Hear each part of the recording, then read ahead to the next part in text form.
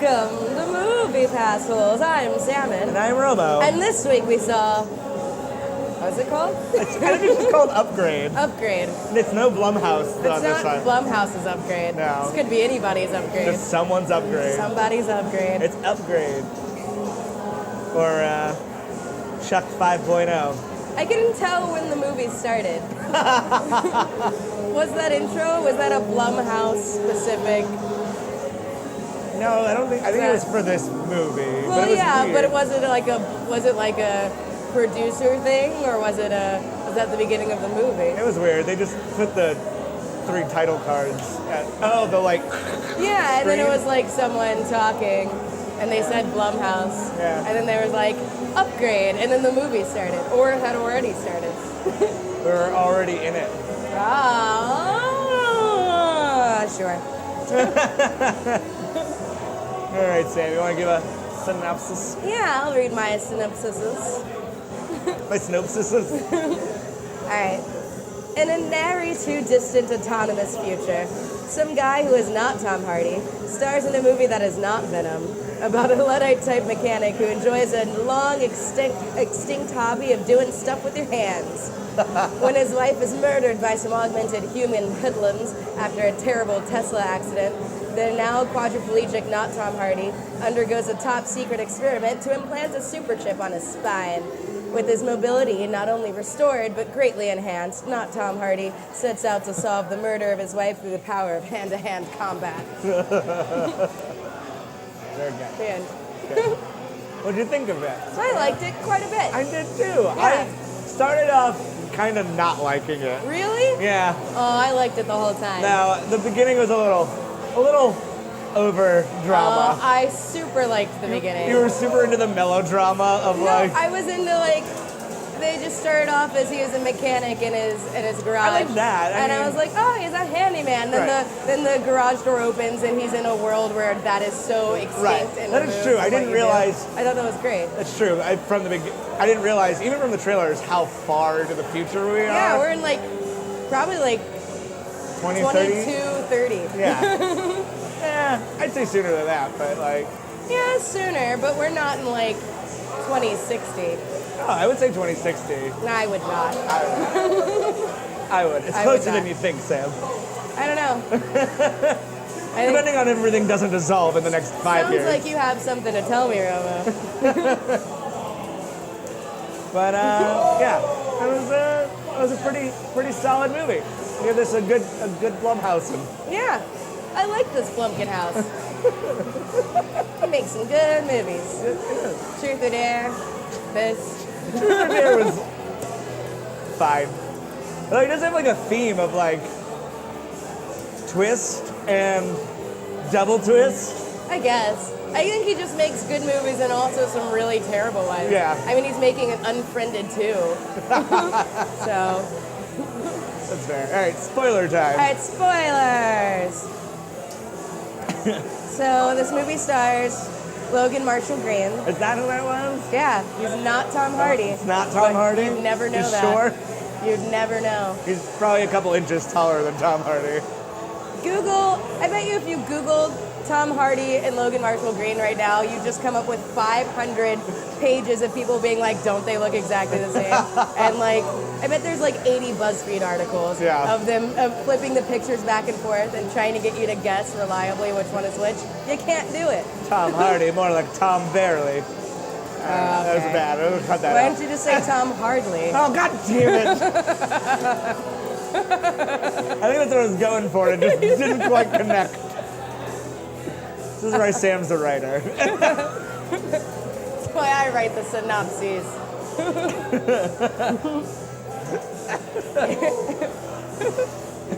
Tom Barely.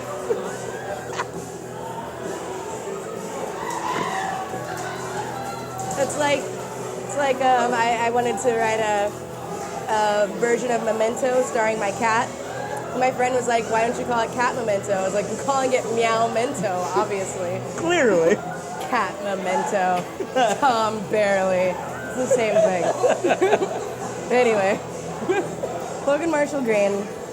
That woman, Betty What's-Her-Face from Get Out. Oh, yeah. Betty Gabriel. Okay, that's where she was from. Yeah. I knew she looked really familiar, and I just couldn't place her. The Yeah. cop. You've only ever seen her in another movie going, no, no, no, no, no, no.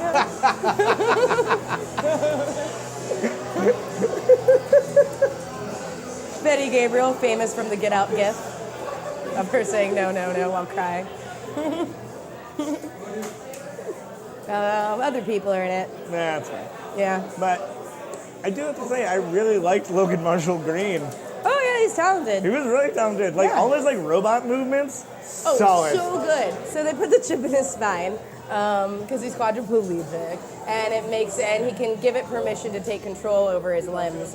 And then when he does that, his limbs are moving with effective, precise, and full thought out movements, while his face is completely detached from his body and just like horrified at the precision and horrible nature of his body. From what we've heard about this being a really low budget, that is acting. Like, it's not like CG shit. No, that's pure acting. And He's it was a talented really actor. fucking good. Because, like, that was spot on as his head's You moving. can see the disconnect between him and his body. And when the machine takes over his body, it moves in such a non-human way. Yep.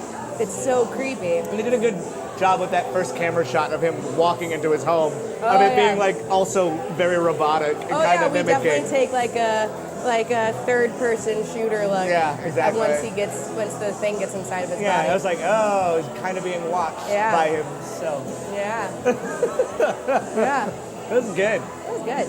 I enjoyed it. Like, there was a lot of good shots, like a lot of good, interesting shots. Yeah, the framing, it was just filmed very well. Yeah. And filmed so effectively for something that was so cheap. Right. Done on such a budget. Yeah, good CG, like technical stuff. Like the whole thing looked It crisp and didn't great. look like a $3 million movie. No, it didn't. Because that's like indie films are made on like $3 budgets. Like talkie indie films are made on these types of budgets. So like to see it was a full-on like sci-fi. Right. Yeah. Implants in people's arms, all sorts of shit. Like pretty cool. They had like gun arms, and you could load it through your arm. And then once he put the bullets in his arm, he jacked his arm and it loaded it. It was so cool.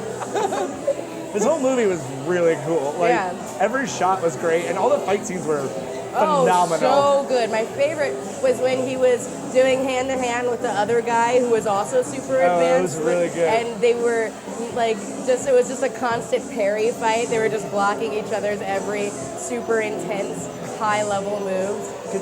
So good. Because that's my favorite type of fighting, is like where it's like stage combat is like for story reasons, where it's not just, and like you can see a story in the fight. Like every fight was like that. Yeah. It was fucking.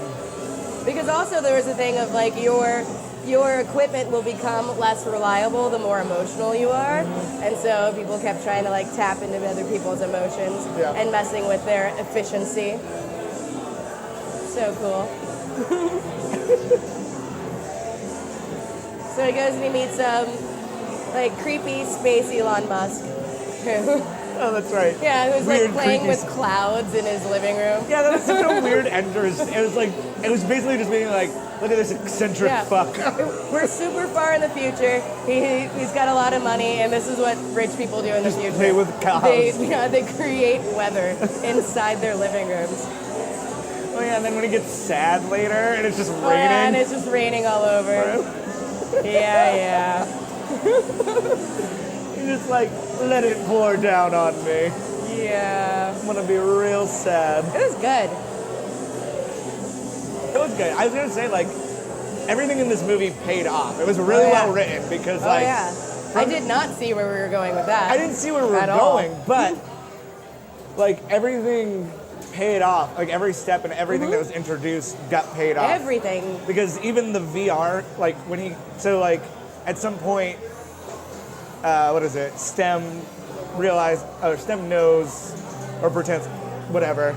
STEM is like the Elon Musk guy, blonde Elon Musk, is going to hack me and shut you down remotely because you keep trying to find the murderer. Yeah, he's like, Elon Musk tells him that to his face. He's like, He's like, if you go off and do bad shit again, I'm just gonna turn you off, and you won't be able to walk again. Yeah. So then they go and do bad stuff, and Stem's like, you have to sabotage him turning me off, Right. or you're just like, you won't be able to walk, and they're just gonna kill you, and it'll all be for naught. Yeah.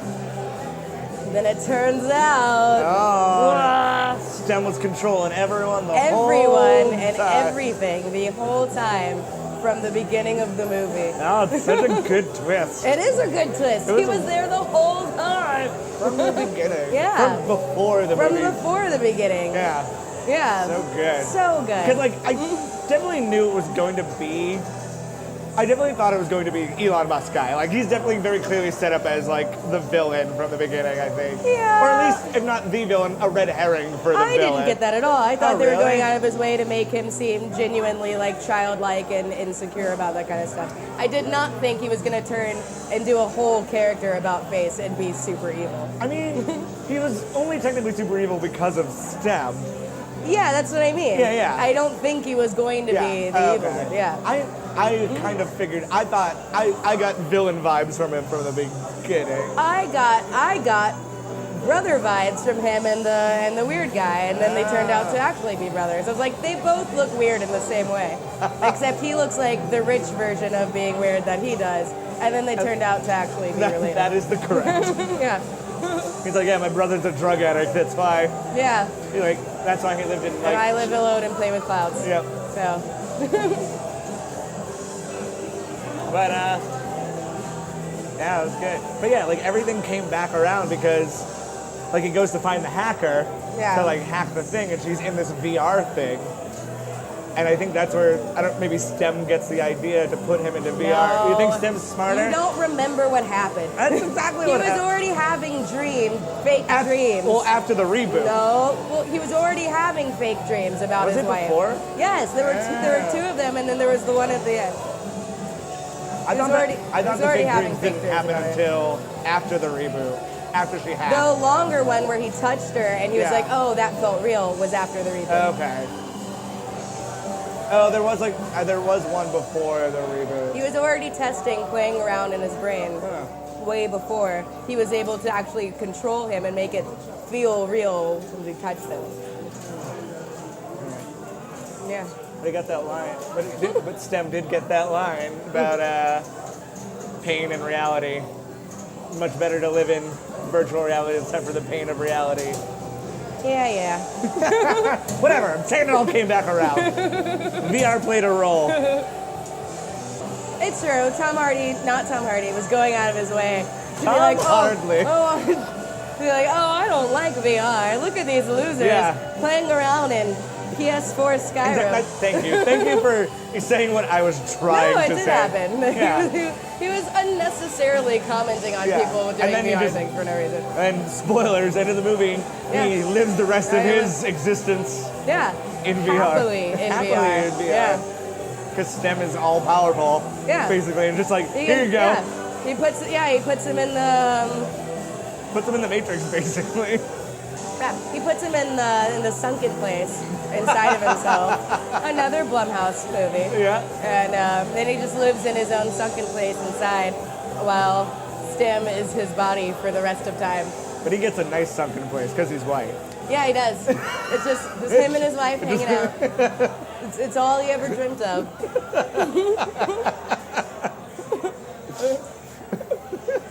Yeah, it's not just like a room where you just... Yeah, you're just not. Yeah, just inside yourself screaming to get out. Slowly following back from everything. Nope, it's actually pretty nice. Yeah, it seemed pretty. He seems to seemed like pretty it. pleasant. Yeah. Seemed like a quite nice, delightful. Like, I mean, really only saw him like the hospital bed, but it felt like it was like. Yeah, I guess we this only is gonna saw, go on, maybe. We only ever saw him in the hospital room simulation, I guess. But I guess he can. But he was do moving. anything. He was moving. He didn't like. He was It like. didn't make him quadriplegic in his brain. No, in his dreams. I'm gonna trap you in a quadriplegic hell dimension. Could have. He could have, but he didn't. So But maybe there's hope for Stem. Well, I'm sure he needs to keep him happy and sedated. Otherwise, he could take over. Well, yeah, again. because he said his brain broke, and that's why he was able to separate himself from his body. So he probably just has to keep him happy and Yeah, he placated. just has to keep him like, Yeah. keep those dopamine levels. Yeah, and he won't try to separate. Yeah. This is a surprisingly good movie. A lot of great violence. So, Jesus Christ. Everyone's death was so great and horrifying. It was so well executed, gruesome violence. So grim and horrifying. I loved it. Just like over the top, but not so over the top that you're like, that couldn't happen. Yeah, You're it's like, definitely realistic. yeah, it's like just on the border of like, it's not Quentin Tarantino. Where like blood fountains are like, just fountains going off. It's like, it's horrific. Yeah.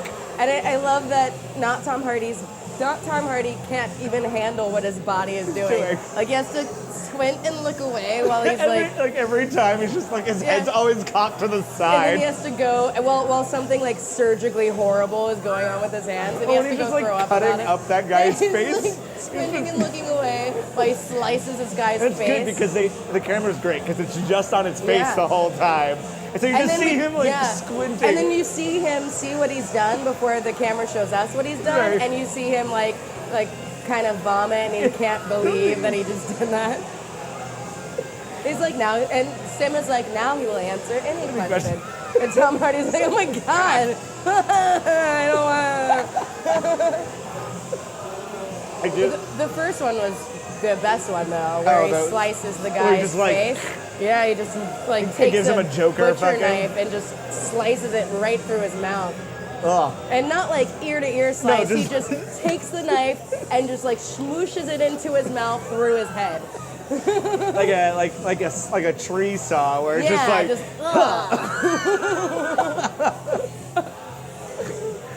It was because they were like having a good fight a little bit, and then he got the upper hand because he let Stem take control, and then just all of a sudden fucking. And then Sim brutally, horribly murders him. It's like in the most disgusting, terrible murder way. He's got a knife. I've got a knife. He's like, that's fine. We also have a knife. Just a matter-of-fact way Stem is the whole time. And it seems like, because for most of the movie, it reads as just like, it's an AI. It's an AI. It doesn't really understand emotions, whatever. But it turns out it understands emotions better than anybody. Right. And it's just crazy. Right, because they'd show at the end him talking to Blondie Elon Musk. Yeah. Being like, hey, say something about his wife. Yeah. Get him to join us. Say some wife stuff. Mess him up.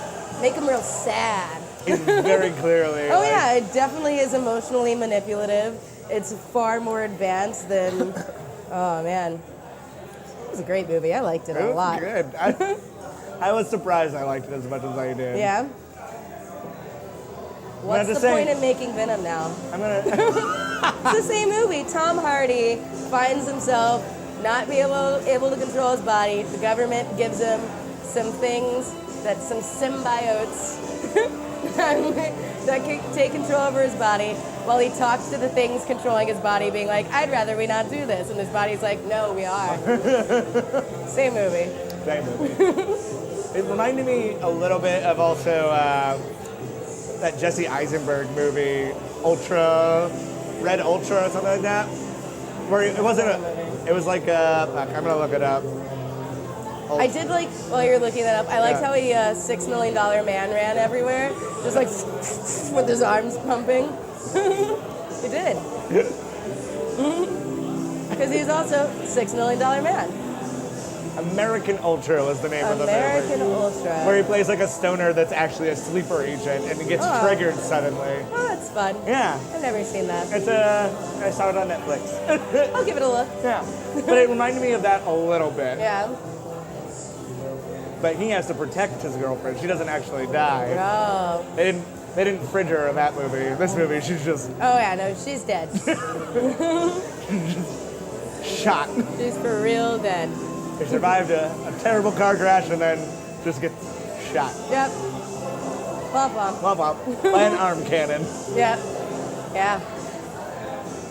I liked the world this existed in. Me too. It was a cool, future world of, interesting shit. I was it was comprehensive, and I liked that there were still cars that people drove along with the autonomous. Right. Yeah.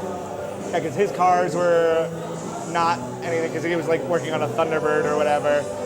So like he had all the mechanical cars, and then the cops, I guess, also drove. Well, there were other people on the road. There were lots of people on the road with mechanical cars. That's why there was only one car that Stim could take over when they were in the car. I guess he does make a reference of like, oh, this is some new shit early on in the movie to his wife. Like, we're not new, but like I don't want to touch that. No, he's just kind of a Luddite guy. He doesn't. He's also the only guy in the area who doesn't have a chip installed, which is why they couldn't track him.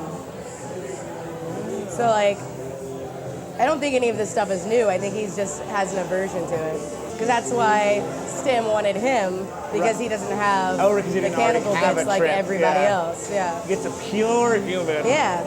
He gets to feel the pureness. Which is why Stim chose him. Fuck man, those fights are good. Yeah. Maybe I liked it. You should see it. But yeah. It does have like a dark ending. Like it ends on a dark, twisted note. Oh yeah, everybody dies. Everybody dies. Stim gets what he wants. The end. Stim gets what he wants. And he goes off to be horrible in the world. Is that like the Blumhouse like trope of like the bad guy kind of gets what they want? That's not how Get Out ended. That's not how Get Out ended, but that's how Truth or Dare ended. And how this one ended. The only two I've seen.